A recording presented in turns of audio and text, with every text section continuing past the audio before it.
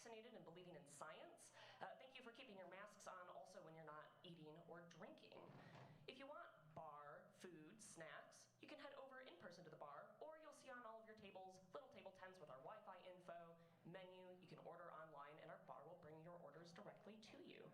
If you need the restrooms are back the way you came, through those purple curtains and to the right. Emergency exits are also back the way you came, as well as on the other side of the tech booth in the back of the space. But there are signs, you're smart, we'll be fine. Thanks so much, and enjoy the show. Welcome to the stage, Kelli Dunham.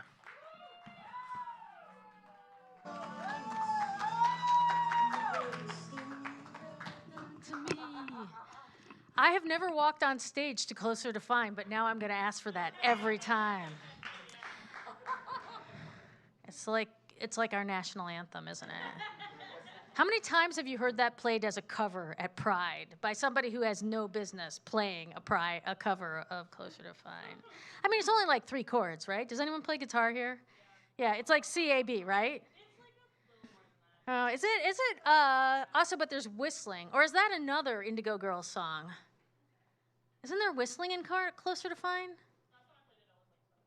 Oh, it has been out a while. Okay, so how many folks, this is by show of applause, please.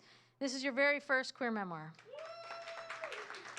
All right, thank you so much for coming. We are now back to monthly, thanks to the generosity of Caveat, so I'm really excited about that. 4 p.m. is actually a good slot for queer memoir. We're not like a heavy drinking bar crowd, really.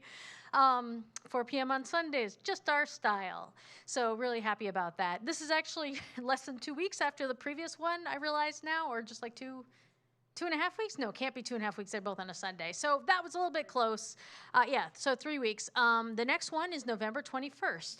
And the theme will be hair, which I think is going to be excellent. Right? I think that's going to be excellent. And all the themes are chosen except for a few. All of them are crowdsourced because we've been doing this for a decade, and I don't have any more themes in me, for sure. So they're on there, and if you look on every table, there are postcards that I printed out. Thank you very much, Department of Education. You can really tell who still has a day job because they bring in full-color flyers. So there's a QR code to buy tickets, and it'll be to buy tickets for whatever show because it's just to the Caveat ticket spot. And also there's a QR code to the pitch link. And Queer Memoir, if you haven't been to Queer Memoir before, every month that we have a show, we have folks who are performers. In fact, we're actually a little bit heavier heavy performers. I don't know. I don't want to be insulting. Not that I think that being heavy is insulting. Of course, I don't think that. But you know what I mean. We have more performers than we usually do on the bill because every month we try and have folks who, you know how you go in New York City and you're at a party and every single person there has their own one-person show. And what we're trying to do is get people on stage who maybe don't have their own one-person show because we really want folks who have, we all have got stories to tell. And when people say they're not storytellers, I'm like, yeah, you are. Because you know why? Because the DNA that could not communicate that there was like a saber-toothed tiger chasing you, that DNA has been extinguished. Also, I don't think saber-toothed tigers and humans actually interacted at any point, but I think a saber-toothed tiger is a good example of that. Maybe I should get an animal that actually lived when we lived. Anyway, we're all storytellers, and we're just trying to give voice to and give audience to more storytellers, including folks who don't usually get on a stage. And that's why we provide like coaching or emailing or Zoom coaching, and also we do workshops. So if you know somebody who has a story but hasn't really told it on stage, please tell them about Queer Memoir because we're really looking for that. And we have all sorts of great themes coming up, hair and pronouns and, I don't know, what's that? Yes, we have health and healthcare coming up in March, which I'm really excited about. Thank you, Gabrielle. So we just have some great themes coming up, and I'm really looking forward to that. And everybody has a story. Yeah, everyone has a story, exactly. And, so if you look at the pitch form of the person you're telling they should be on Queer Memoir, is looking at the pitch form and is like, this is too complicated, or this is dumb, or whatever. My phone number's in there. They can just text me or even call me. And we can go through it, and it doesn't have to be, like, however it works for a person to share their story is what we want. You know, we always say that The Moth is real stories told live without notes, and Queer Memoir is real stories told live, whatever you need to tell your story, whether that's notes, whether that's your friend holding your hand, whether that's Ativan, whether that's herbal Ativan, some of you. Yeah, exactly, 2 scotches. Whatever you need to tell your story. So also, the other thing that's kind of a big announcement, which you all are hearing first, I didn't even send it out to the Queer Memoir mailing list, is that we're going to be trying to be doing some, Queer Memoir has been happening since January 2010. So now, what is that, our 11? We're almost 12 years now. And the world was a little bit different then in January 2010. Not so different. I wish it were more different. But there are some ways in which queer stories are a part of mainstream and also aren't, right? Like, are also kind of hated by the mainstream. Dave Chappelle. So we're trying to do some documentation of queer memoir. We're looking at maybe an anthology, possibly like doing some oral histories of people, you know, because we've also done queer memoir all different kinds of places. Like, it's so nice that we have Caveat, and this is really, it's because Caveat's nice to us that we do it at Caveat. We haven't ever had like an ongoing place that was this nice. You know, we had somebody's apartment. It was Tom Leger's apartment at Collect Pond, where everyone sat on buckets and was very angry. And I have to say that the crowd did skew younger then, because people over 50 do not want to sit on buckets. I'm over 50 now. I don't want to sit on a bucket. You know, we've done it on the subway. One time we did it in a Metrola storefront in Soho, because I think they were doing like a storytelling festival, and then they realized, oh my God, diversity is a thing. And then they emailed me like 1 week before, and it's like, oh, well, Queer Memoir does storytelling in our storefront in Soho. And I was like, depends on how much money you have. And then everyone got up in the storefront in Soho on a Sunday afternoon and told stories about like how their portrayal of their personal self in dominant culture like was untrue. You know, like Nadia Awad talked about how she's Palestinian, and she was like, I don't really see like, you know, everyone acts like well, anyway, no, I decided not to go into that. Anyway, but it was fantastic. Like, Jay Toole talked about how, like, her experience in jail was not at all like Orange is the New Black. So needless to say, Motorola was thrilled about that. They really enjoyed that happening in Soho on a Sunday afternoon. Anyway, so we're working on that. If you have any ideas about how we should be, you know, making sure that there's some kind of history of queer memoir. One of the things I love about queer memoir is that it just kind of exists for a moment and then stops. You know, I love that kind of like that. We've never done a podcast, even though a lot of things that like started at the same time we did. Like Story Collider actually, which has a history with Caveat, you know, an entwined history. Like Story Collider started the exact same month that Queer Memoir started, and they have a podcast that's had like 75 million downloads or something. But that's not, you know, it's meant to be something that just exists for a moment. But there is a way in which this history is going to start to be lost, right? Like if I fall off a cliff or get eaten by a saber-toothed tiger or something, you know, so.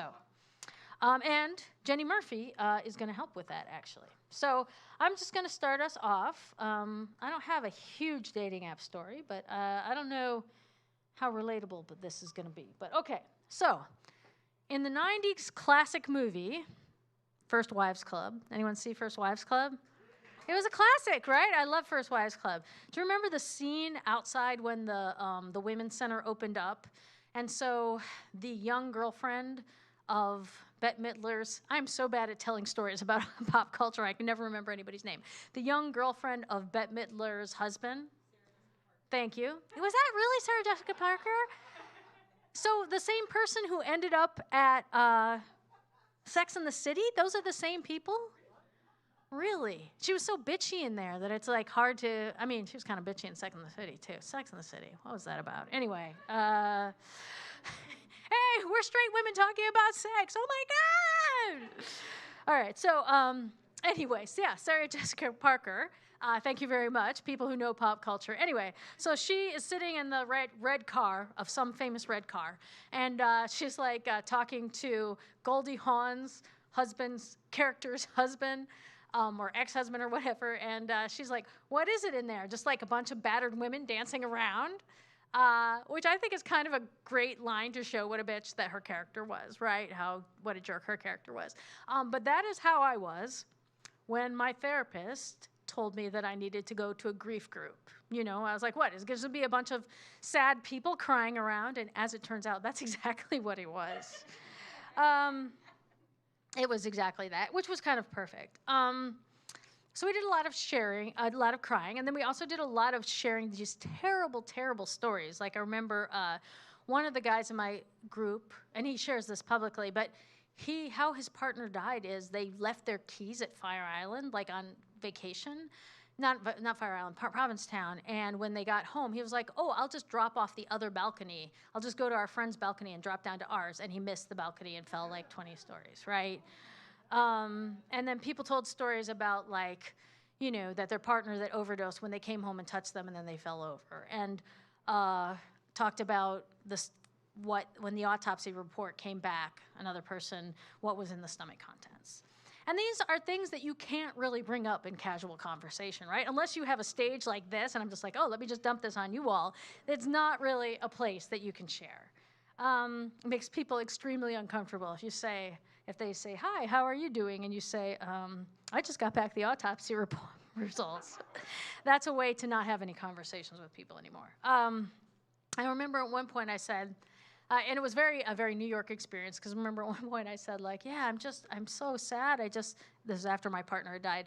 I'm just so sad. I just want to lay down and die. And the person sitting next to me goes, it's New York. Somebody will just come along and poke you with a stick. Which I thought was a good line and also is true. Can you imagine being left alone in the gutter in New York? Somebody would come and give you advice for sure. So. And there were two young guys in the grief group with us, and what they said all the time was that pickup sex is so healing.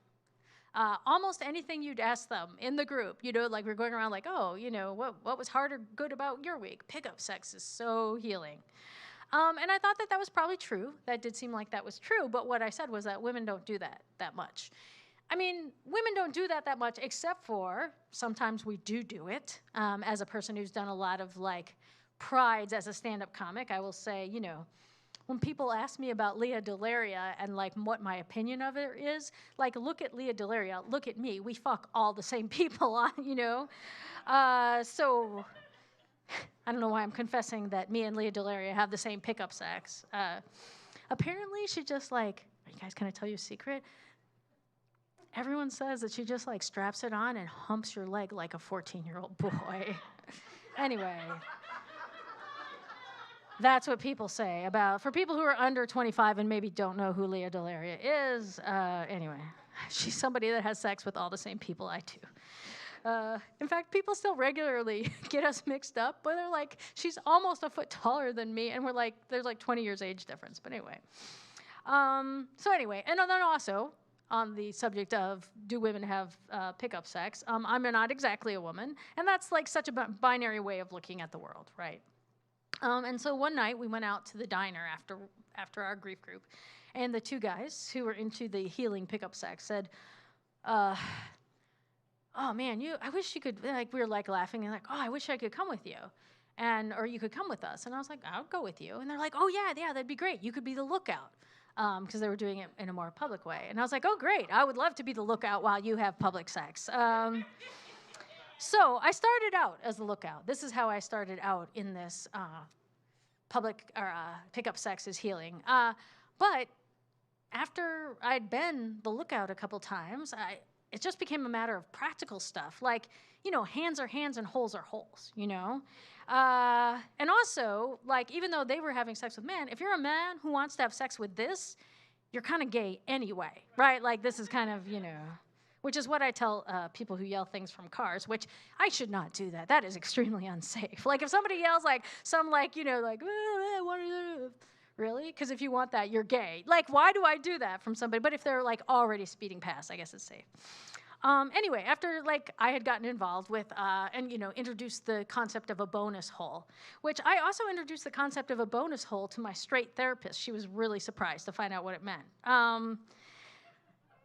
So one of the guys said, I think the group that's really going to be into you, that like, because they were like, oh, because they had something a little unusual along with them, right? Like it was bringing a party favor.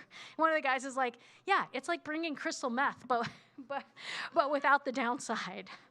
So I was like the crystal meth replacement for a while. So he said, I think you should meet the Bears.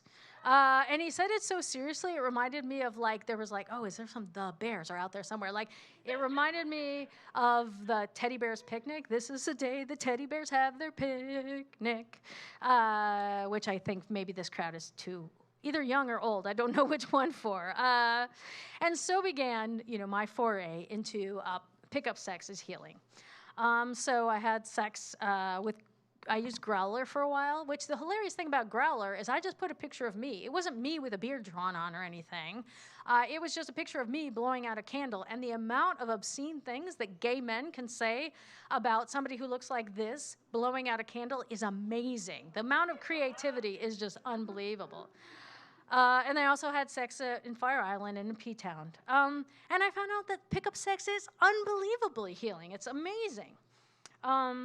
But then when I started going on actual dates, rather than just kind of fucking in the woods like an actual bear, I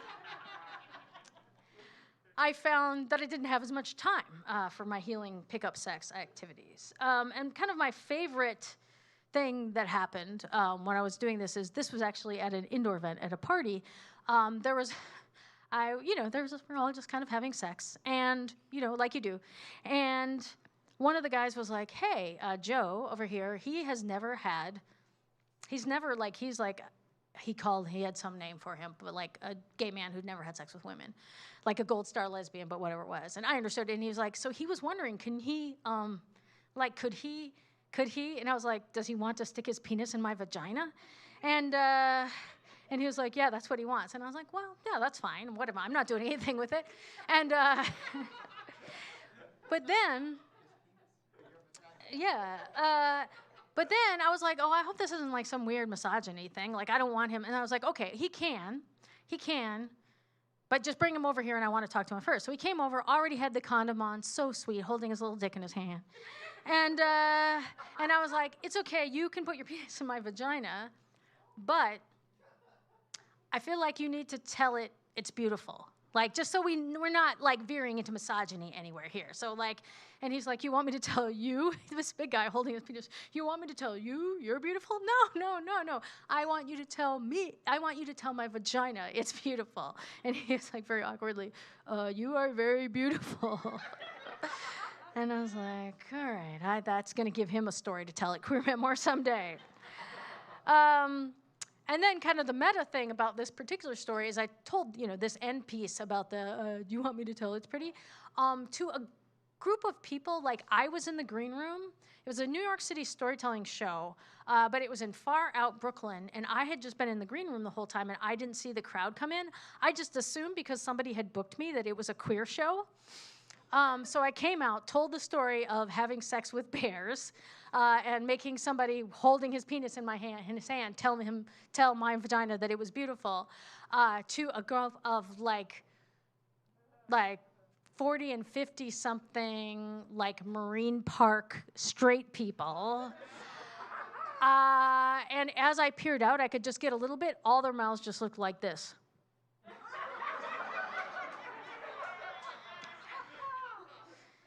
Anyway, so that's really kind of the sense of my story. But then now when folks ask, how did you heal from the loss of your partner, I always just say bear hunting.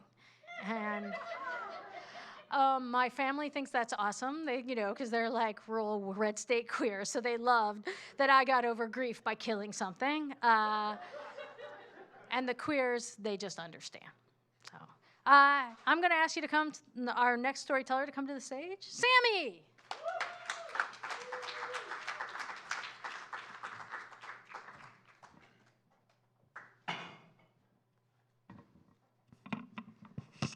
Hey, everybody. Hey. Yeah, so I'm dating someone. I'm in a new relationship. Yeah, it's going really well. I met her on a dating app. That's why I'm here. And the thing is, it's not even just a dating app. I met this girl on OkCupid. You know, the thing that all the dating apps get together and make fun of. That's where I met her. And this is a little bit embarrassing to say as someone in my 30s, but this is actually the first relationship I'm in, the first person I've gone on a date with who isn't clearly a bad idea from the get-go. This is very confusing for me. It is very weird. I don't know if it's new glasses, but there are no red flags.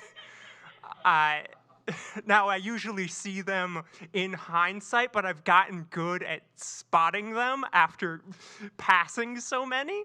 And you know, it's like this, like, she's gonna meet my parents, and she is the first person I've dated who I can say that about, because she is the first person I've dated who isn't wearing a figurative "your child makes bad decisions" sign around her neck.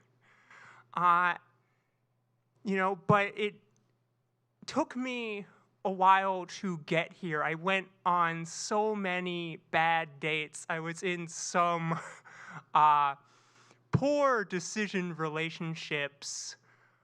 You know, and I'm not even just talking about toxicity, like the girl I went on 3 dates with who then said, you know, just so you know, I do have a boyfriend, but he doesn't need to know about you.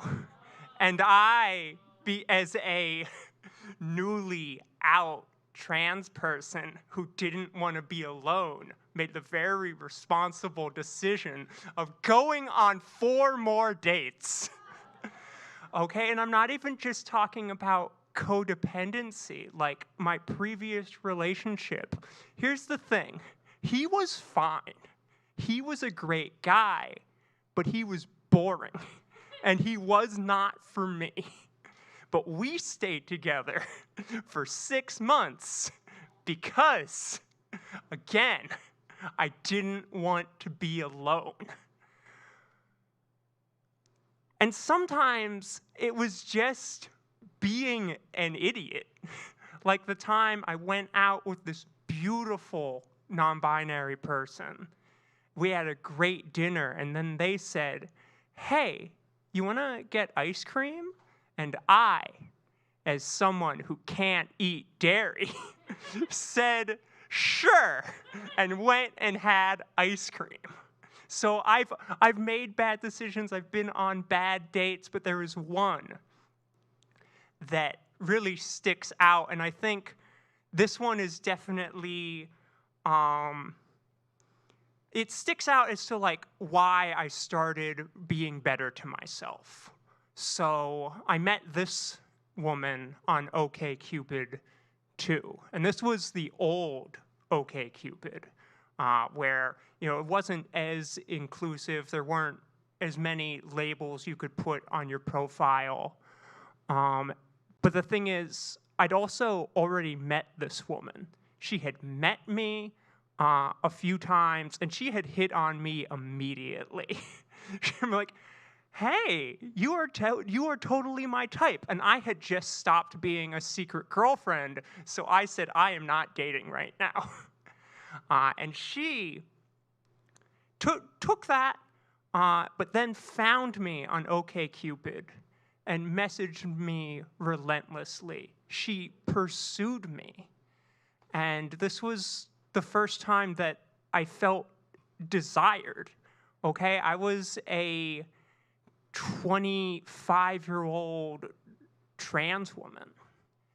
And, you know, this person was treating me like I was attractive, and I needed to feel that from someone. So we went on this date, and then after I gotta say, it was a wonderful time for 5 minutes, okay? Until she, and I don't know where this came from. It was just apropos of nothing. No conversations led up to this. She, to me, trans woman, says, "So what's the deal with trans people?" So she goes from this beautiful queer woman to like turfy Seinfeld, like real quick. And I'm sitting there, and in my head, I'm like, well, apparently you, but I don't want to say that because I don't want to die. And the thing is, now this is the old OkCupid. I didn't have trans, feminine, genderqueer, whatever I am on my profile, but there is that section where it's like, hey, what should people who want to date you know about you? And it was there. It was there a couple times. Here's your proof. Nobody reads that. So I have to really think, and I'm like, do I say, you're dating a trans person? No, I can't do that. Do I say, fuck you, I'm trans and I'm leaving? No, I can't do that. So it dawns on me, and in a moment of just, necessity, I look at my phone, I look at her, I look at my phone, and I'm like, oh my God, a friend is in the emergency room. I need to go now. And the thing is, like, I'm really, really, I'm glad we hadn't gotten food yet, but I also wish we had gotten food so that, like, she could pay for it. But, like, we hadn't gotten food yet. So I left. I'm like, oh, no, you don't need to drive me. Oh, we'll talk. No, I'll get a lift. It's okay. I don't know if Lyft was a thing then. Whatever. So I left, and I never saw this woman again. I never went back to the place I'd met her. And I wish I could say that I never made bad dating decisions, but then I dated a guy for 6 months because I didn't want to be alone. But now I'm here, and I don't know where this relationship is going to go, but there's mutual respect. And besides that, I'm in this relationship where I'm also treating myself with care and respect and love. And I don't think she's a TERF. She's trans, so that would be really weird. And if she ever asks if I want ice cream, I'm going to say no. That will kill me.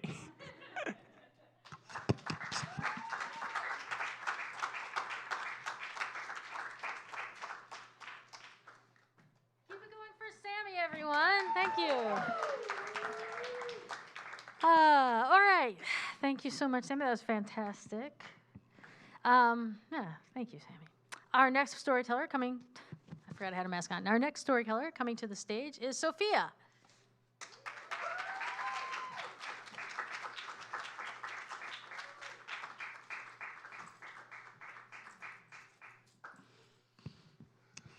Hey. Hi. This is my first time doing something like this. Definitely not my first time on a stage, but I've never done like this before. Like told people a story about my personal life. So yeah, here goes. Okay. So my story starts in the spring of 2016. I was 20, like barely 20. I had been in this 1.5 year long relationship with this like really abusive man. I was like very deep in the closet and stuff. And I left him. Woo! It was great. Best decision I ever made. Because my internet friends were like, he can't do that to you. And I was like, oh. It was the first day of spring.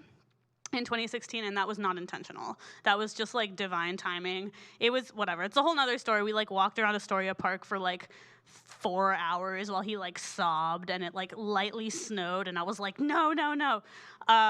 Anyway, I left him. It was like a very intense time in my life. I like kind of went through this rebirth, and like one of the first things I remember thinking after I left him, I was like, yes, I can start dating women now, which should have been my first clue.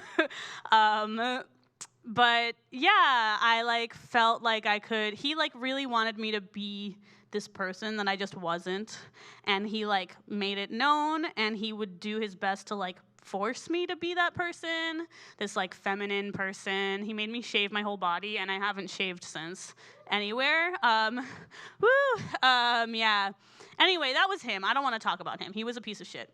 But so it was the spring of 2016. I was like kind of coming into myself. I was like, oh, I think I might be like non-binary or something. And after about 3 months, which is not really enough time, but I'm a codependent ass bitch, so after like 3 months, I made a Tinder. I felt like I was finally ready to start, dating again, and I was like, I want to sleep with someone, so I made a Tinder. And then after 2 hours of scrolling, I found her, and she was 15 blocks from me, and we met up. And she was like, oh my God, I totally adore you. It was my first date with a woman ever. She was not going by she at the time, but very shortly afterwards, she like came out as a woman or something. And I'm sure I know actually, because we still talk, that she like still identifies like that. Yeah. We went on our first date, walked around the park. We were both, like, super awkward because we were both, like, 20 years old. And, like, both, like, neurodivergent and, like, talked about that a lot and, like, walked around at, like, midnight the night that we, like, met on Tinder and, like, didn't touch. And then she walked me back to where I was living, and she tried to give me a kiss, and I, like, turned my face, so she caught me on the cheek. But, yeah, that was our first date, and then we saw each other again shortly after that. We went to a different park, walked around. That's what I like to do on dates. I don't know. I'm, like, a low-budget person. I like parks. I don't like loud and dark crowded places.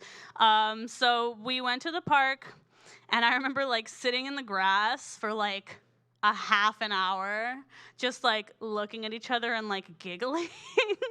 And she, at one point, she was even like, so who's gonna kiss who first? And I was like, and we still didn't kiss. And then finally we did. And we went back to my place, and that was really amazing. I'd never been with a woman before, or another trans person, and it was like a holy experience. I was like, oh my God, she feels so good. This is crazy. So that was the beginning of our relationship, and for about a month, we weren't like officially together. And I'm polyamorous. I've felt like that at the time. She didn't. She wanted me to be monogamous with her. So like for about a month, we like weren't like officially dating. And during that month, I also got into a threesome off of Tinder, which yeah.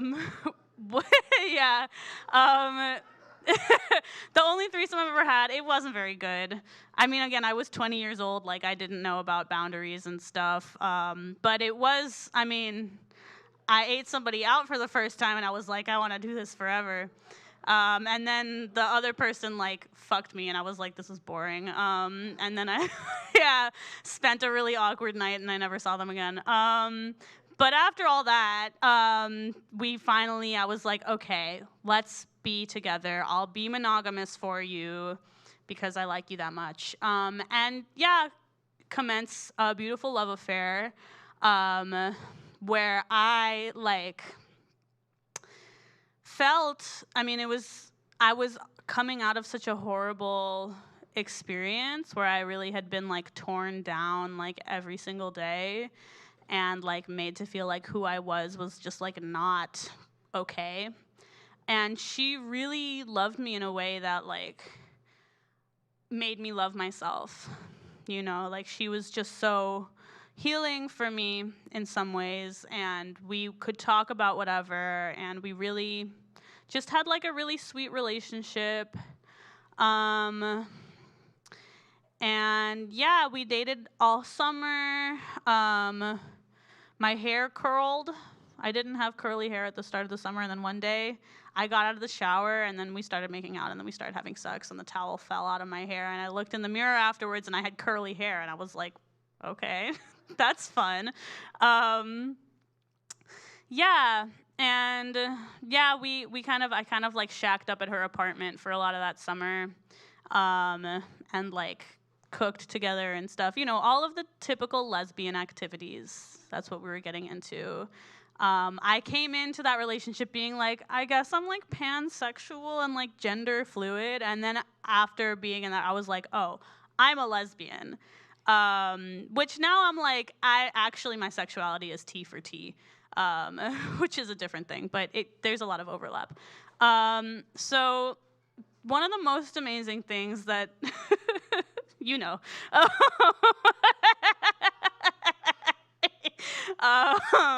one of the most amazing things that happened in that relationship was one day, it was actually the Pisces full moon in 2016 during Virgo season.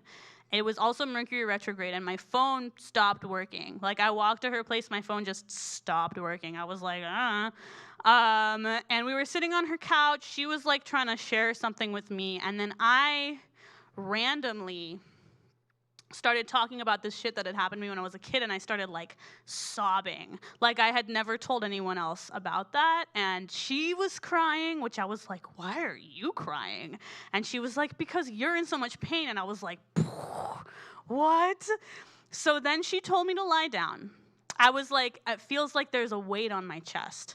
And she told me to lie down, and she was like, okay, there's a weight on your chest. Can you get your hands under it and lift it? And I did. I did. I put my hands under this like energetic, huge thing on my chest, and I lifted it up, and she slid her hands underneath it. And then I kind of shifted, so we were both like in a sitting position, holding this like massive ball of like heavy energy that had been like in my chest. And then I was like, I really have to go to the bathroom. Can you just hold this for me for a minute? And I ran to the bathroom, and she was like, please hurry back. It's so heavy. And I was like, oh my God, what? Like, that was so validating and like crazy. Like, I had just been carrying this around, and like to have someone else say like, I can't hold this for very long. Like, you need to come back because this is so heavy. It was amazing. So I came back, and she told me to like see it, and I could see it. There was like this kind of like reddish black like point of like dense energy, and then this like really big sphere that was kind of like blurry. We were tapping into some shit, and she was like, okay, can you see it like dissipate? And it like kind of got bigger and bigger and less dense, and like kind of moved over me, and then she had me lie down again. And she told me to imagine like white light kind of like coming out of my heart chakra like this, and like through me, and like clearing out all of the like gunk that was in there. And I've had pain in this area like my whole life. I still do. And I really could see like this black dense stuff like pooling in my upper back. So we kind of did that for a while, cleared it out, and then we went to go lie down, and we were both exhausted. And I was like, oh, my back hurts and my stomach hurts. And she was like, yeah, me too. And that's the story of how she unblocked my heart chakra, which was crazy. I've never had an experience like that since. And I mean, I know like energy workers and stuff like that, but like that was just like, I mean, the fact that like I was able to trust her with that, and then she was able to like see me, it was really special. So we're not together anymore. I mean, this was years ago. was whatever. We're both going through a lot, whatever. Mentally ill, trans people, we go through a lot, period. And she started getting, we were just really codependent, as one tends to be when one is a lesbian. And she started kind of getting really possessive. Like, she didn't want to, like, hear about my friends. She couldn't, like, hear about, like, my mom or, like, anything that I was going through that involved, like, other people besides her. And I was taking on a lot of responsibility for her emotional well-being, which was, like, also not cute. So it just got kind of escalated, and I started to feel like really exhausted all the time and just like really drained. And so I had to leave her in February. It was really sad. We both cried a lot, but I just kind of was like, I can't do this anymore. Yeah, so I left her. I was really sad afterwards for like a long time. Like, I don't think I really allowed myself to fully process how sad I was for like a while. And it wasn't until I saw her again, which was like a year and a half later, that I actually realized, I was like, whoa, I've been in love with her this entire time. Like, I've been like looking for her in other people. Like, that's fucked up. So we reconnected like in the summer of 2018, and we had sex a couple times.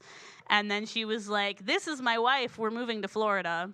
So now she lives in Florida with her wife. And actually, to finish up the saga of like us being humans together, she messaged me recently after I hadn't heard from her. There was a minute during the pandemic that I thought she was dead. I was like, she's in Florida, I haven't heard from her. Is she dead? Like, and then I saw she posted on Facebook, and I was like, oh my God. But she hit me up, and she was like, hey, like, how are you? Sorry it's been so long. And I was like, great, I'm so glad you're alive. And she was like, oh, like, I'm polyamorous now, finally. And I was like, oh, okay, that would have been cool back then, but anyway. And then she started to hit on me, and I was like, whoa, what? Yeah, and then I was kind of like, I don't know if I want that. And she was like, oh, okay, sorry. And then we haven't actually spoken since that. That was a couple months ago.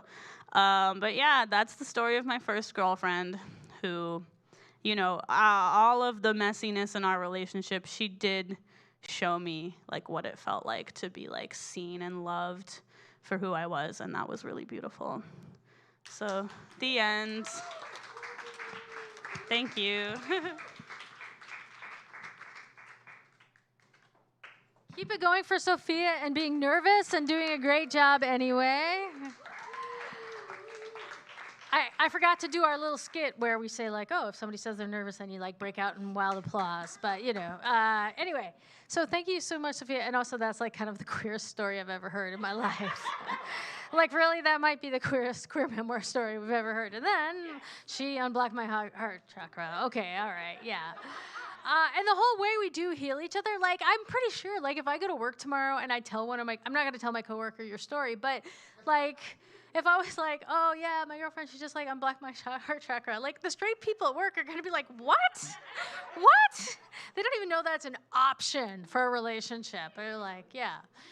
Bears, sex with bears in the woods, unblocking the heart chakra. Like, we make our own way, y'all. So, all right, our next storyteller coming to the stage is Calvin. Hello, how are we doing tonight? This is so intimate. Sophia, I was, oh shit. I was like, this is like lesbian Twilight. I was so into it. There were twists and turns. I was waiting for crystals. This was so... I apologize for this crown. I had to come from a bachelorette party, and so like we got free crowns and tiaras, and I'm glad these are not made of dicks. So this is a huge improvement. We're getting less hetero. So for this story, I'm gonna have to take you guys back. We're gonna go back in time to 2008. Do you remember 2008? It was a good time. I will tell you this. You know, Barack Obama got elected, so we had hope. Like things were gonna happen for us. You know, like Destiny's Child was still together. You know, white people didn't know what twerking was. It was a much simpler time. I was happier for it. And I was 24, and I was a triple threat in that I was new to stand-up comedy. I was doing stand-up comedy / writer / temp. And temp was really doing a lot of the heavy lifting of the other two things.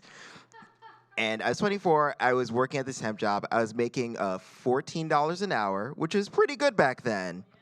Thank you. That's like 2 box wines an hour. I was doing pretty good for myself. I was like, I can bring my own Franzia to Bryant Park. Like, I felt very good about myself. And even though I was 24, I was like trying to discover myself and figure things out. I was coming to terms with the fact that I was gay and like had to be like out as gay. And by that I mean I had to like lose my like butt virginity. Like I hadn't done anal sex. I'd done everything else, but like my parents were pretty conservative and I was afraid of anal sex because I thought, oh my God, if I have anal sex, like I'll grow clitoris back there. I didn't really know. I went to public school. Sex ed was bad. So I was concerned. But I was like, I'm 24, it's time. You know what I mean? Like, I was like, I can't keep buying freshman magazines. Like, it's time to just, like, lose the gay virginity. One old person got it. Thank you very much. I'm older than you think. So I was like, it's time for me to have sex. And I, because I was new to stand-up comedy, I was meeting a lot of comedians. And I'd met this one queer comedian who we'll call Greg because his real name is Mike. And it's fine. He quit. So I meet Greg / Mike, and we have a great conversation. We have a wonderful rapport, and I tell him, you know, by the way, you know, I know that I'm queer, but I haven't had, like, full, like, anal sex. And he was like, well, if you are interested, I will take your anal virginity. He said it with a lot dirtier language, but, you know, trying to clean it up since it's 4:51. So he's like, I don't want to just, like, take it. Like, I want to take you out on a date. And so we got on a date, and we go to Max Brenner, which is a chocolate restaurant, which sounds nice in theory, but like for future reference, don't have chocolate before you're gonna have anal sex. You know, it's too much Hershey Highway. Like it's very uncomfortable. But it was 2008. It was a simpler time. So we go on this date. It's a very lovely date. And then he was like, okay, do you feel comfortable? You can come back to my place. And he lived in the North Bronx, which is how you know how bad I wanted to lose it. And so I travel all the way to North Bronx, and we go to his place, and we have sex. But here's the thing, is that, like, the sex itself was fine, but it was weird, because he wore a T-shirt during sex, which, okay, fine, whatever. But it was a Simpsons T-shirt that he wore. And it was a picture of Ralph Wiggum's face going, me fail English, that's impossible. That was literally the shirt. Yeah, exactly. Simpler time. It wasn't 36 seasons of The Simpsons yet. It was only 20. And we thought it was going to end soon. But it was weird. I'm not trying to body shame, but I don't want to see a Simpsons T-shirt while I'm trying to get plowed. Do you know what I mean? Like, I feel like it's a bit weird. So we have the sex. It was adequate. And we decide we're going to date. So we date for a couple months, and then he breaks up with me, which it hurts. But I was like, you know what? This is fine. I'm actually happy about this. I was only in it for the sex. And because he saw I was too happy, he's a man, and that's how men are. I'm so sorry about this. But, like, when men are like, oh, you're happy? No. And so he's like, wait, I have to take you back. And so, like an idiot, I went back together with him. We dated some more. And then he broke up with me again. Thank you. Here's the thing. I'm fine with being broken up with twice. I will not be broken up with twice by a guy who wore a fucking Simpsons T-shirt during sex. And so I was like in the spiral because like he was the only person I had anal sex with. And so I was like, I need to just have sex with someone else to like clear the slate, you know? Because I felt like it was like, you know, like that adage where they say dogs can smell cancer? I feel like exes can just smell new dick and know you moved on. And so I had to go on an old-fashioned dating app to find a guy, which was Craigslist. Remember Craigslist, y'all? Random encounter / will I die tonight? It was so fun. So I put up a post on Craigslist, and I was like, this is what I'm looking for. I'm just looking for someone who's nice, you know, someone who is a top, who's willing to have sex with me and don't murder me, and that's great. And you had to filter out a lot of responses. But I got a response from this guy. He was very lovely. He was a chef. He was 6'4". He was like pretty built. He was like very jacked. And I was like, this is nice. This seems safe. And we had like a nice like back and forth over email. We had a tete-a-tete, if you will. And he sent his picture, and I was like, okay, you look cute. This is fine. Like, this is great. Let's meet.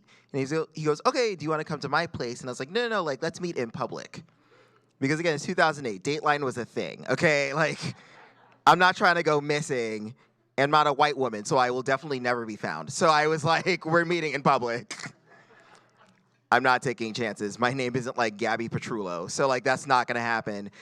So we meet in public. We go to Union Square, and we meet at a pretty nice bar. And he comes up. He looks like his picture, which is, whew, thank goodness. And he's like, hey, let me buy you a drink. And I said, sure. And so he buys us 2 beers. But he drinks the first beer and like slams it down in less than 3 seconds. Just chugs the whole beer. And I was like, that's a little weird. And then he goes, well, do you want a second beer? And I was like, I'm still working on the first one. But before I know it, he's gotten up already, gotten 2 more beers, and then drinks the second beer, slams it down in like 3 seconds. And so now I'm like, are you nervous about something? What's happening here? And he goes, I'm sorry, I'm a little nervous because there's something I should tell you that I didn't get to tell you before. Which is that I am recently out of jail. And I was like, that's fine. Listen, I went to Wesleyan. Like, I don't care. I don't know your journey, okay? The cops are pigs. Like, who knows? So I follow up by saying, but what were you in jail for? And this is when things took a turn. Because he goes, oh, I was in jail because I had sex with someone who was underage. Air quotes underage, which arguably worse than just saying underage. Just saying underage. Now I'm concerned. And so I blurt out, oh, well, I am 24. I don't know why I had to appease this guy, but I needed the sex for the new dick. And we just glossed right over it. I was like, that's fine. Listen, like, you didn't know. I'm going to assume you didn't know, and I am 24, and that's okay. Other than that, the conversation was great. It was wonderful. And then he goes, okay, if you feel comfortable enough with me, do you want to come back to my place? And I said, you know what? Sure, yes, we're going to do this.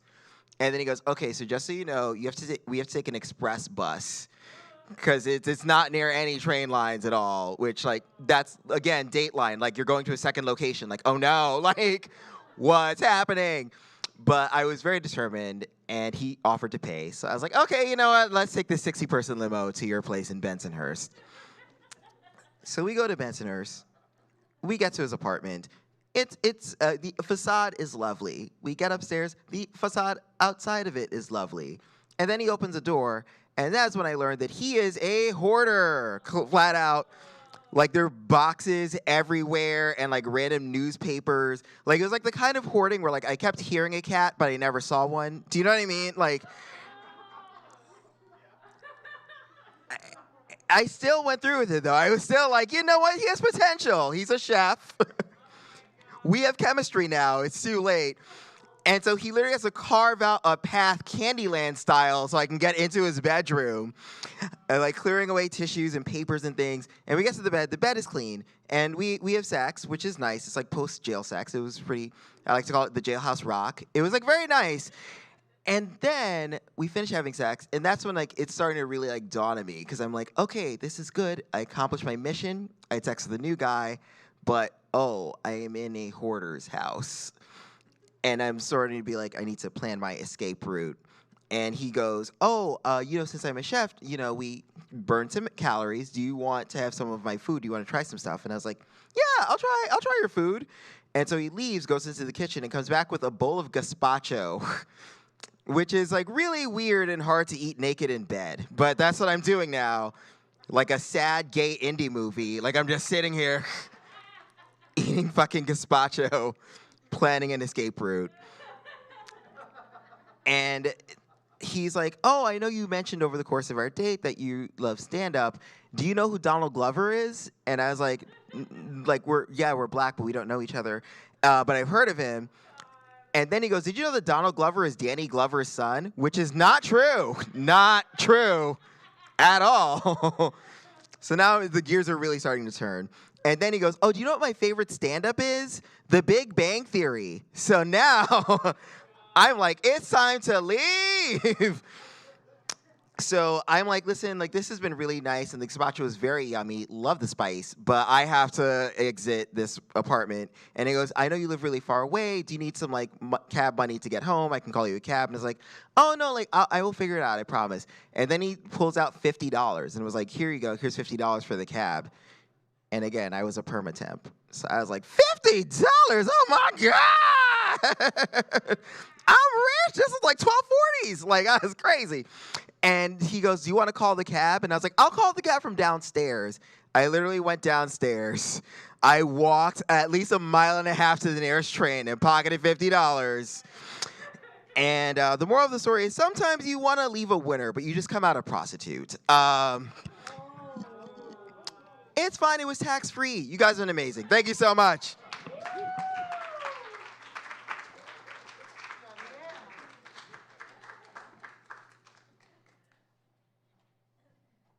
Keep it going for Calvin.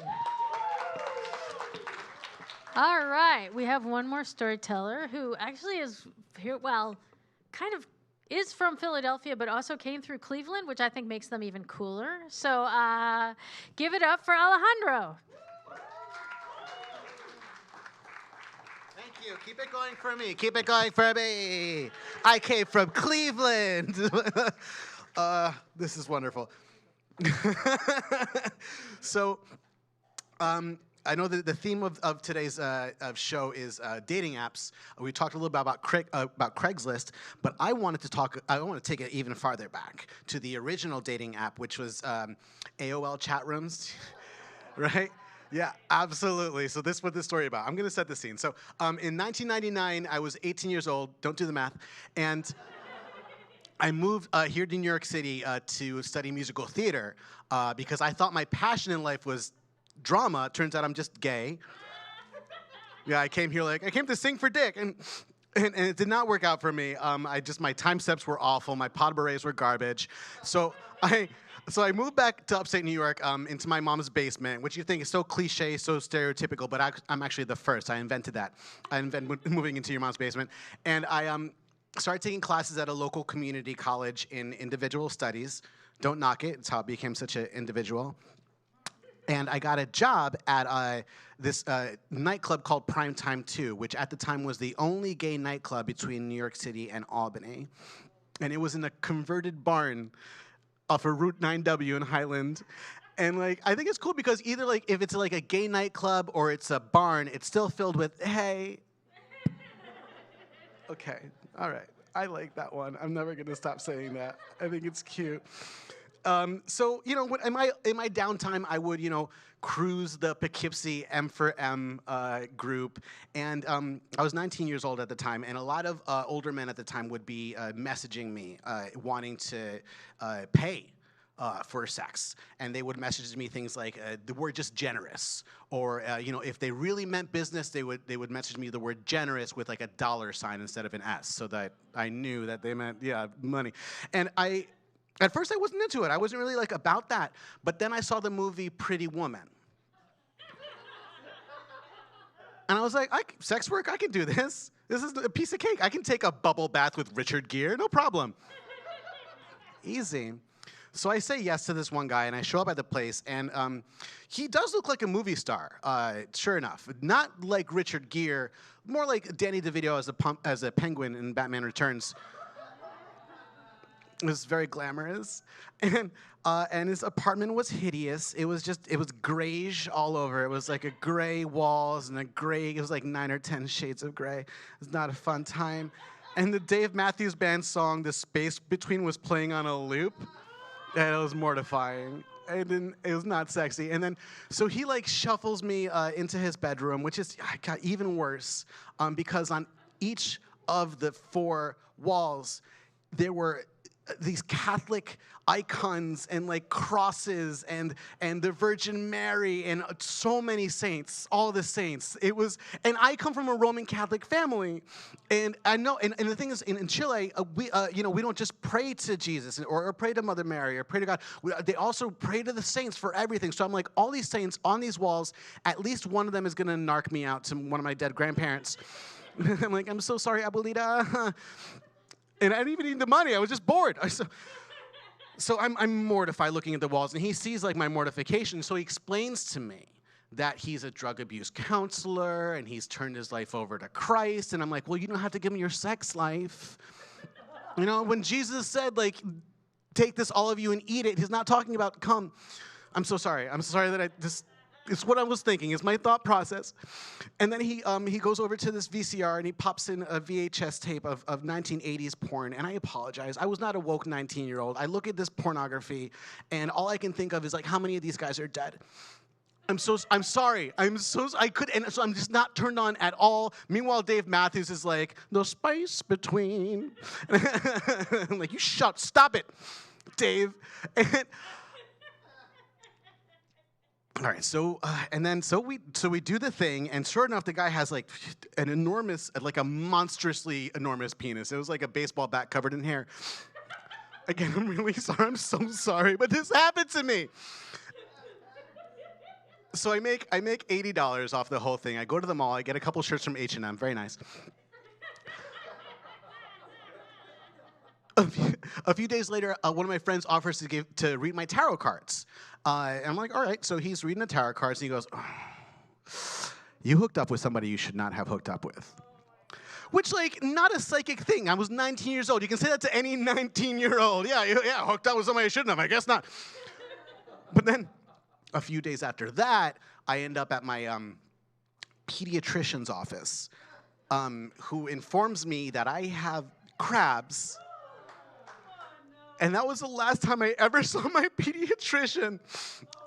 I know, I'm so sorry, Dr. Appel, but his final act as my doctor was to prescribe for me this shampoo. And I made my mom buy it. I did. I made my mom buy the crab shampoo. Because here's the thing, like, all right, 19-year-old gay kid, crabs, boring. That's dumb. You know, but, you know, woman in her 40s, crab shampoo. What's going on with her? Somebody got her groove back, right? So I'd like to believe that I did learn my lesson from that. I think. I mean, cool, because ever since that happened, I have never watched another Julia Roberts movie. She's a bad influence. I don't need to know how Eat, Pray, Love can go wrong for me. Okay, thank you. My name is Alejandro.